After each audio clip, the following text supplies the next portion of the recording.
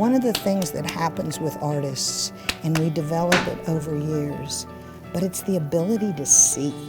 Seeing is so critical at what we do, that we see not only the volume, where the whitest point is, the shadow that it casts, the glow that comes off of it, all those things, its proportion, its balance, all those things are things that we develop an eye for and grow in seeing.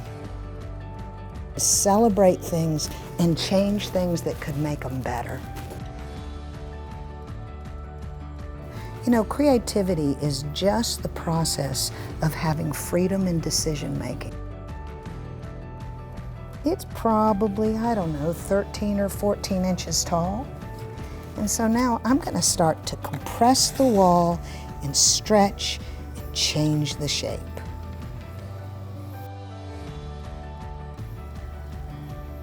This for me is when a pot starts to come alive. When line gets so important. If you look at the line of a form, you'll see not only its volume, but you'll always see a little silhouette of its line. And I'm very focused on that. If I see the slightest little flat edge and it's not intentional, I go and get it. When I'm in the process of making pots, it's a personal space. The creative space is so mine.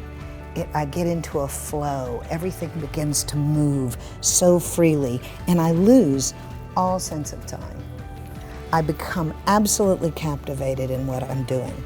There's an intuitiveness that operates, that I'm addicted to that space. I love it. But I always intellectually know this is for somebody else.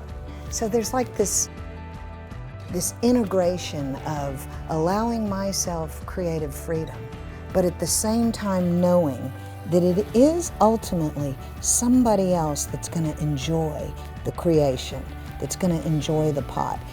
Every single pot has a connection to other people. Everything that you make keeps us connected.